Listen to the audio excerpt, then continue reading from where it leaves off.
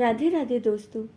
आज मैं आपको आषाढ़ मास की पीपल सींचने की कहानी सुनाने जा रही हूँ। अगर आपको ये कहानी पसंद आए तो कमेंट बॉक्स में पीपल देवता की जय अवश्य लिखिए। साथ ही अगर आप मेरे चैनल पर नए हैं तो चैनल को सब्सक्राइब कीजिए और बेल आइकॉन पर क्लिक जरूर कीजिए, जिससे हमारे वीडियो के नोटिफिकेशन आपको मिलते रहें। अब सुनिए ये कहानी। बहुत समय पहले की बात है। किसी नगर में एक सेठ सेठानी रहते थे। सेठानी बहुत ही धार्मिक प्रवृत्ति की थी। सेठानी पीपल सींचती थी और दिया जलाती थी। यह सेठानी के रोज का नियम था। सेठ सेठानी के कोई संतान नहीं थी, इसलिए सेठ सेठानी बहुत दुखी रहा करते थे। संतान न होने का दुख था, इसी कारण से पूरा गांव उनको ताने दिया करता था।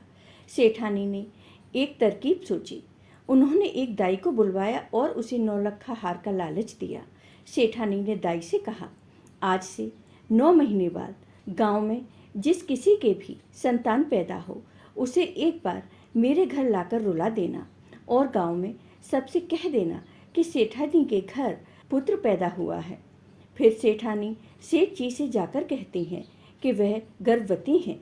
9वें महीने में किसी के घर से बच्चा लाकर दाई ने सेठानी के घर रुला दिया और सबसे कह दिया कि सेठ जी के यहाँ एक सुंदर बालक ने जन्म लिया है। बच्चे के 1.25 महीना पूरे होने पर जलवा पूजन का कार्यक्रम रखा गया। पालने में बच्चे के स्थान पर एक कटार रख दी। जब सबने बच्चे को दिखाने के लिए कहा तो सेठानी कहने लगी, कुंवर को नजर न लग जाए, इसी वजह से मैं बच्चे को बाहर नहीं निकाल रही हूँ। देखते ही देखते 6 वर्ष बीत जाते हैं, परंतु सेठानी अपने बेटे को किसी को नहीं दिखाती है। एक दिन सेठानी सेठ जी से कहती है, सुनो जी, अब मेरा बेटा पढ़ने के लिए काशी जाएगा। सेठ जी ने सारे इंतजाम करवा दिए। सेठानी अपने बेटे को काशी भेज देती है और सभी गांव वालों को कहलवा भी देती है। दिन बीतते जाते हैं। बेटा 16 वर्ष का हो जाता है। सेठानी सेठ जी से कहती है, अब एक सुंदर कन्या देखकर मेरे बेटे की सगाई करवा दो। सेठ जी कहने लगे, कैसी बात करती हो, जिस बेटे को मैंने नहीं देखा उस बेटे की सगाई कैसे होगी। सेठानी बोली, मेरा बेटा आ जाएगा, आप उसके लिए कन्या की तलाश करो। सेठ जी बहू की तलाश में निकल गए। चलते चलते एक गांव में पहुंचे। वहां कुछ लड़कियां खेल रही थीं। शाम होने पर सभी अपने अपने घर जाने लगीं। उनमें से जो लड़की सेठ जी को सुंदर व सुशील लगी, सेठ जी उसके पीछे पीछे गए। घर पहुंचकर उसके पिताजी से बात करके शादी पक्की कर दी और अपने घर लौट आए।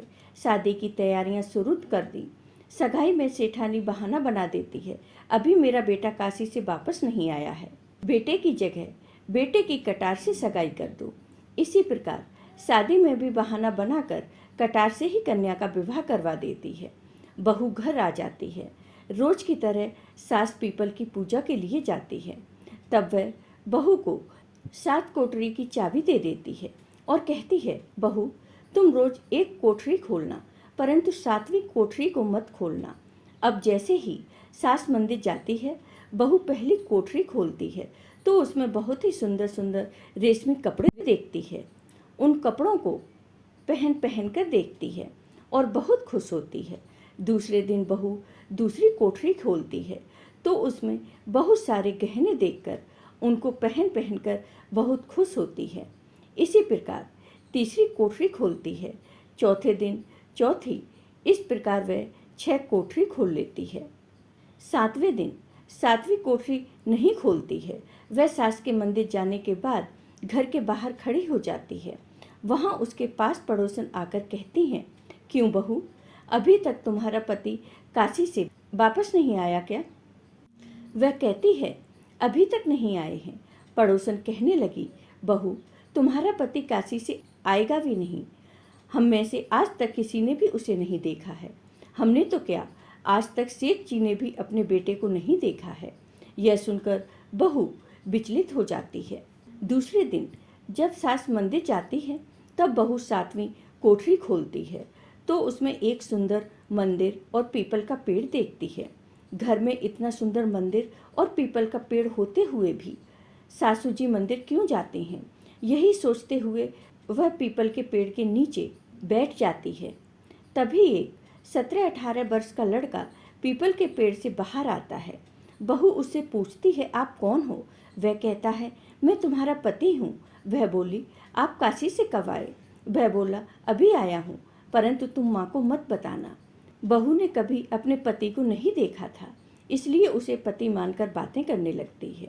अब वह रोज कोठरी में जाकर उससे बातें करने लगी। कुछ दिनों बाद वह गर्भवती हो जाती है। यह देख सेठ सेठानी पर चिल्लाने लगे कि तुम्हारे कारण मेरा तो बुढ़ापा ही बिगड़ गया। सास ने बहू से पूछा, बहू ये किसका बच्चा है? बहू बोली, ये आपके बेटे का है। वो काशी से आ गए हैं, 7वीं कोठरी में छिपे हैं। उन्होंने मुझे आपको बताने के लिए मना किया था। सास ने कहा, तुम अपने पति से कहना वह तुम्हारी गोद भराई के दिन तुम्हारे पास आकर बैठ जाए। बहू कहती है, ठीक है। दूसरे दिन जाकर पति से कहती है। वो कहता है, माँ से कह देना मैं आ जाऊंगा।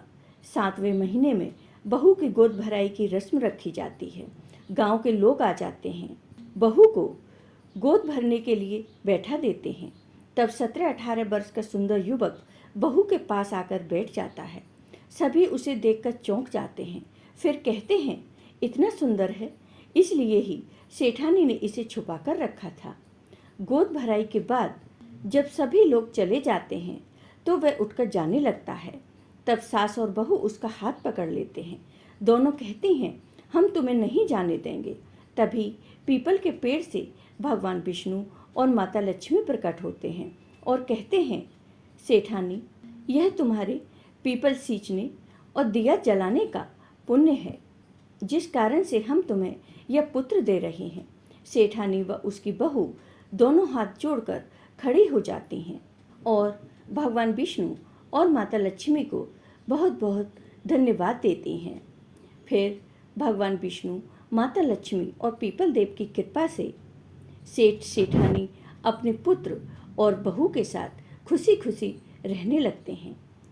9वें महीने पूरे होने के बाद भगवान की कृपा से सेठ की बहू के एक पुत्र होता है, जिसे पाकर सब लोग बहुत खुश होते हैं और खुशी खुशी रहने लगते हैं।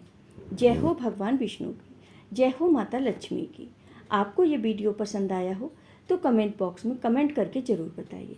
साथ ही मेरे वीडियो को ज़्यादा से ज़्यादा शेयर करें। धन्यवाद दोस्तों।